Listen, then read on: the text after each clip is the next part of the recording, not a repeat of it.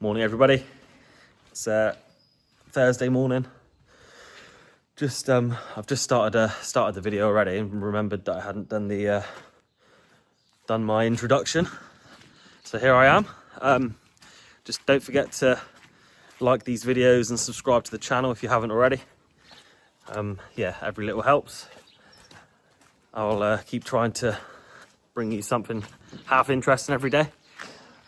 So far today, Ant's out in the tanker already, so we'll catch up with him shortly.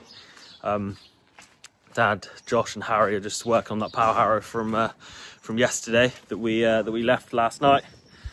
And yeah, I'm not entirely sure how the rest of the day is going to play out. We're waiting on a web to be delivered so that we can get that fitted to the beet washer, but we're still waiting for the go-ahead on that. It was meant to arrive yesterday. No such luck, so we'll see. But I'll make sure that I bring you everything I possibly can. Out here in the workshop, the lid is off this side of the power harrow.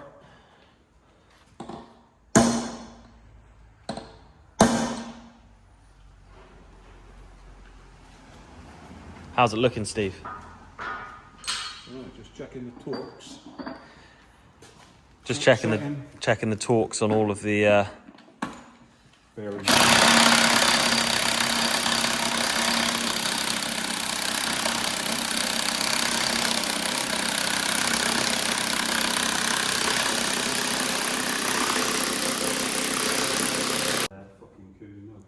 So these Kuhn power harrows are supposed to be no maintenance beds.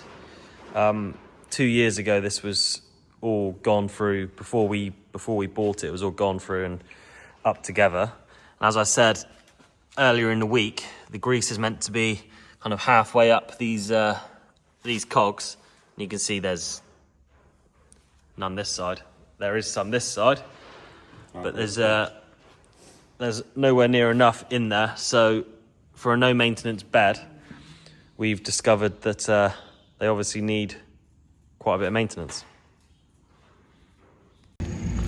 So the web has arrived.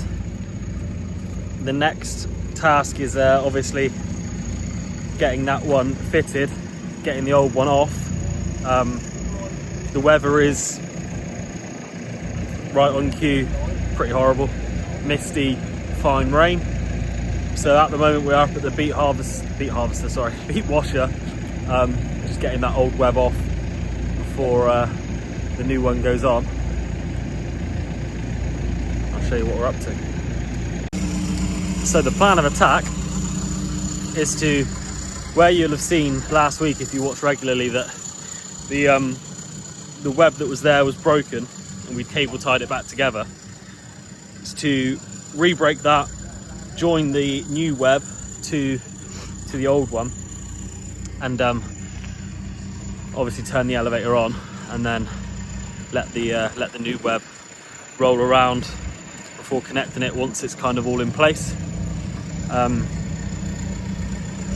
show you as much as I can, but I can't show you everything we're doing because it's a bit difficult to get to certain places, and some people on YouTube wouldn't like to see how we've had to do it, but I'll explain it afterwards. So from on top of the machine here, you can see the new web pretty much the whole way up, and then we're just waiting to get the very last bit of it over, and then once we've got that bit hanging down the bottom, we'll get underneath and connect it. Yes! Yes! Oh! Oh! No, do not fucking. It sounds like something's going very well over there.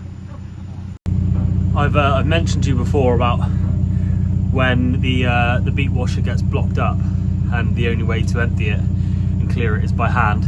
Well, similar-ish situation is obviously the washer's been sat now for a week, 10 days, and the water's drained out of it, which means the beet that was in it is now blocking it up. So I am in here actually doing a bit of manual work, believe it or not. I'm just handballing them back out so that they can be reloaded once the machine's full of water. I've now been relieved of my duties. Harry's taken over for a bit. So you can just see Beet flying past my head.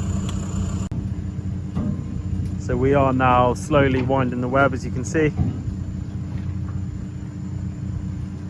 It's moving up. See, that's still the old one there coming down.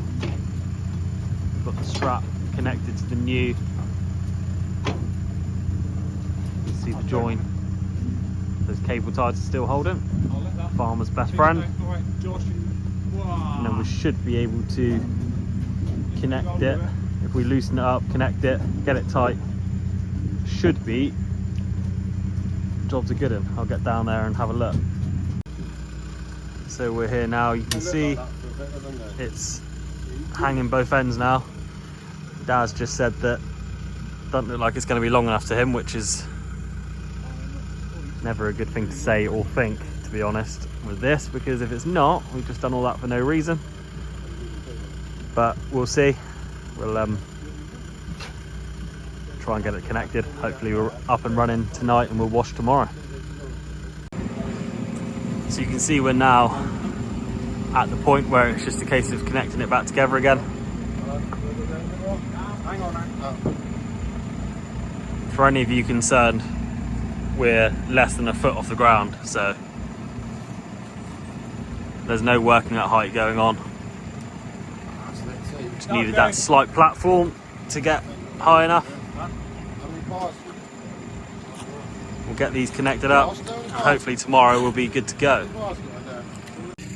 The decision here has been made to call it a day for this evening because it's actually darker than it looks like it is on this video. You can see if I just spin myself around. Got the web where it needs to be, connected with a couple of ratchet straps. We can join them up in the morning, put a couple bars there, get it fixed, and then we'll be good to go. But for now, it's best to leave it. It's getting dark, getting cold. Weather in the morning looks a bit better. Folly wants to go for a pint, so we don't want to hold him up. Do you know what? I can't make out that upper's turned on. So while we've been working on the washer, Ant's been out with the Fastrac. I'll just wipe the camera and hopefully it'll become clearer.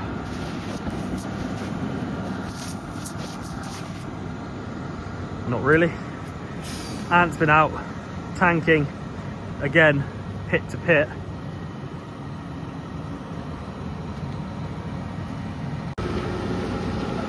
So because he comes round from the back of site, he'll pull onto the weighbridge, reverse back and leave site rather than come back on and turn round.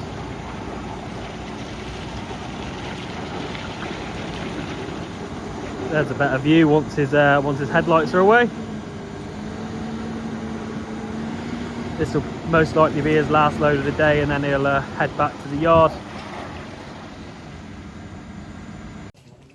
So we're back in the workshop, but calling it a day. So that is it for Thursday. All done and dusted. Be back in the morning, get that web sorted, get some Beet washed. But for now, Andrew just wants to say goodbye to everyone. Now that he's a proper YouTube star. We'll see you tomorrow.